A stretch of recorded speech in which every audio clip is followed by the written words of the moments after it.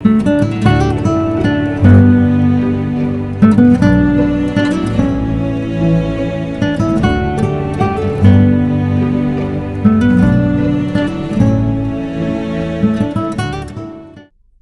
¿qué tal?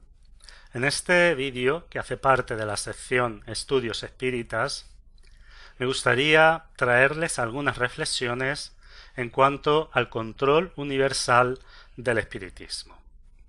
Los que hayamos leído a Kardec, sabemos que en la introducción al Evangelio según el espiritismo, en el punto segundo, habla al respecto de la autoridad de la doctrina espírita o de la autoridad del espiritismo.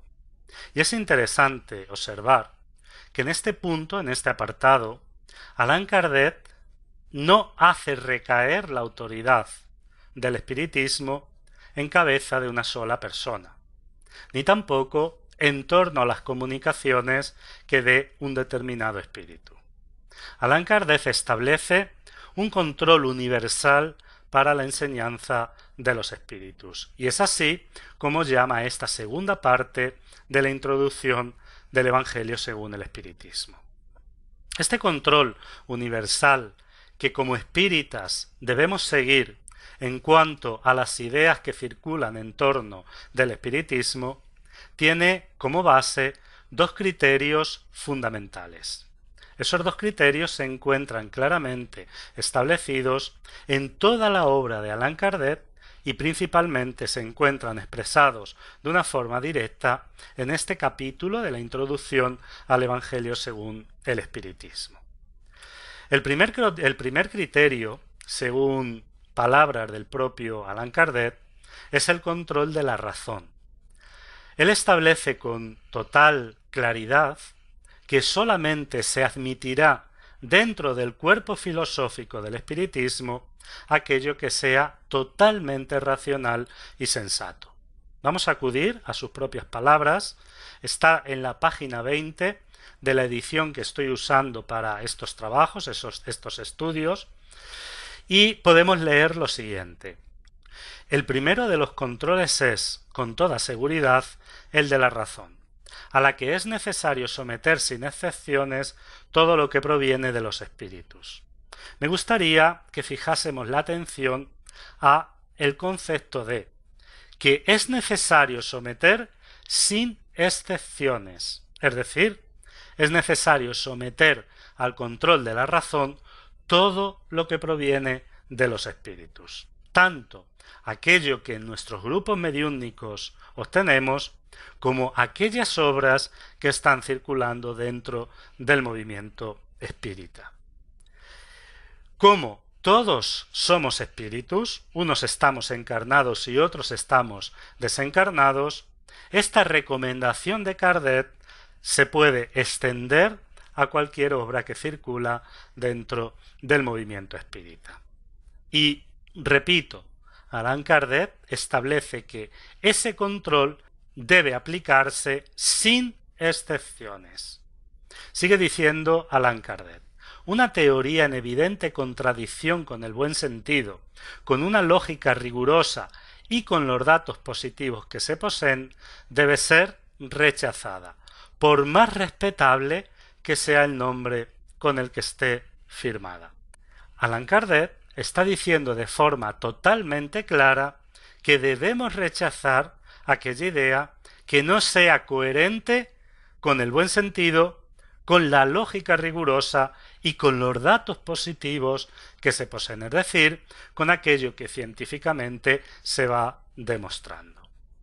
El segundo criterio que establece Allan Kardec como control para las enseñanzas, para las ideas del espiritismo, es la universalidad de esas ideas. Él establece que una idea debe ser expresada de forma similar, al menos en el fondo, por diferentes mediums y en diferentes partes. La razón de este segundo criterio, o mejor dicho, las razones de este segundo criterio son dos. La primera, que no todos tenemos la posibilidad y los conocimientos para un análisis racional de determinados temas. sobre todo cuando los temas afectan a conceptos filosóficos profundos o cuando hacen parte de elementos científicos, no todos tenemos las herramientas suficientes para analizar convenientemente estos conceptos. Y en segundo lugar, porque una persona, un medium, puede equivocarse. Todos somos seres humanos imperfectos y por lo tanto somos falibles. De esta forma, un grupo, un colectivo, tiene menos posibilidades de equivocarse que una sola persona. Allan Kardec esto lo explica en la página 21 del libro que estamos citando. Voy a leer, sin embargo, en muchos casos, ese control resultaría incompleto, debido a los deficientes conocimientos de ciertas personas, como también a la tendencia de muchos a considerar su propia opinión como juez exclusivo de la verdad. En semejante caso, ¿qué hacen los hombres que no depositan una confianza absoluta en sí mismos? Buscan el veredicto de la mayoría y adoptan como guía la opinión de ésta. Así se debe proceder respecto a la enseñanza de los espíritus, pues ellos mismos nos proporcionan los medios para hacerlo. Creo que está bastante claro lo que Allan Kardec está diciendo en esta parte del Evangelio según el Espiritismo. No siempre existen de forma individual los elementos necesarios para someter a un análisis riguroso las comunicaciones que vengan de los espíritus. Cuando así sucede, es necesario someter este análisis al criterio universal. Ahora bien, como nadie puede tener la pretensión de no equivocarse nunca, ese control de universalidad debe estar presente siempre en todos nosotros. Ahora me gustaría plantear una pregunta. ¿Qué hacer cuando ambos controles son incompatibles? Porque en este caso puede suceder que estos dos controles sean incompatibles. Voy a explicar lo que quiero decir con esta afirmación. Si nosotros hacemos un repaso histórico, vamos a ver que la humanidad ha vivido durante muchos años teniendo como modelo de pensamiento cosmológico la teoría geocéntrica del universo, en la cual establecía que la Tierra se encontraba en el centro y los demás astros giraban en torno de ella. Sin embargo, últimamente se sabe que la Tierra no es la que se encuentra en el centro del universo, ni siquiera el Sol. Pero hoy sabemos que el Sol se encuentra en el centro de nuestro sistema solar y que son los diferentes planetas los que giran alrededor del Sol.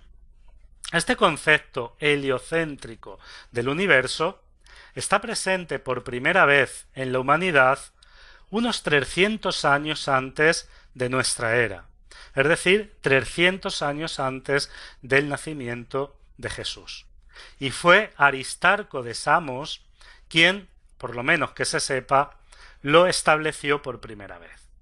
Considerando este dato, vamos a ver que por un periodo aproximadamente de 2000 años, a pesar de que el concepto heliocéntrico del sistema solar ya estaba presente en la Tierra, había una mayoría de personas que seguían pensando de una forma geocéntrica.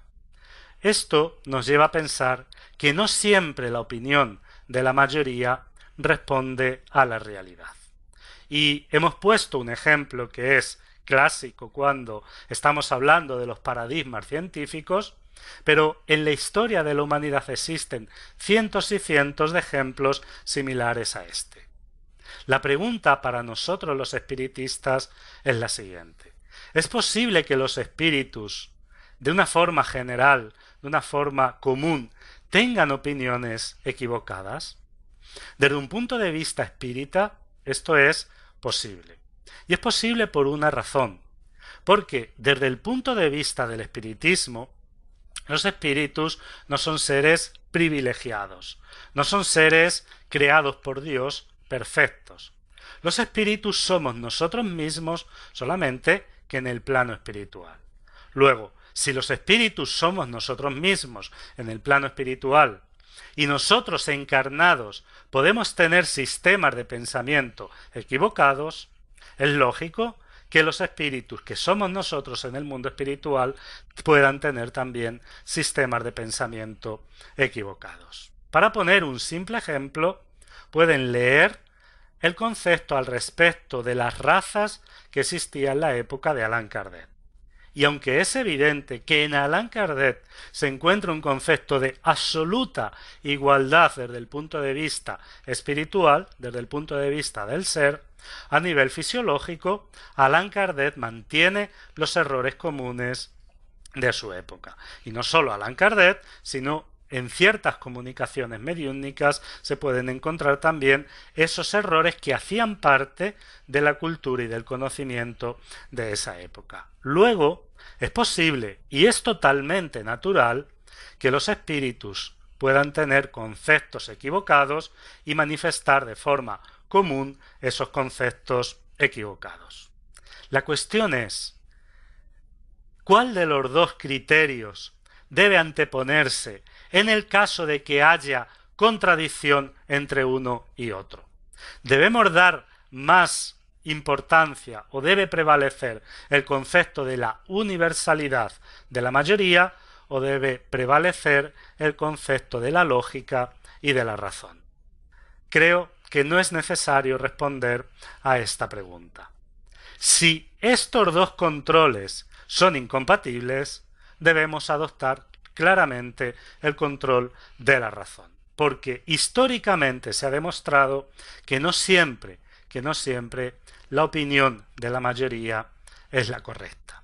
Por lo tanto, independientemente de la opinión de la mayoría, cualquier idea ha de someterse a un análisis racional, a una lógica rigurosa y debe compararse con los datos positivos que se tienen en torno de esa idea. Esta es la mejor garantía de progreso y de crecimiento dentro del espiritismo. Como siempre, les voy a dejar debajo de esta forma donde pone suscríbete un logo del canal para que puedan suscribirse al canal. Aquí les dejo también mi correo electrónico para aquellas personas que quieran hacerme alguna pregunta o hacerme alguna observación. Muchas gracias por ver este vídeo y nos vemos en el vídeo siguiente, que no será la semana siguiente, sino dentro de 3 semanas. El día 22 de septiembre será cuando vuelva a subir un nuevo vídeo, porque estamos en un periodo vacacional y me voy a coger 2 semanas de vacaciones. Muchas gracias por seguir estos vídeos y nos vemos el 22 de septiembre.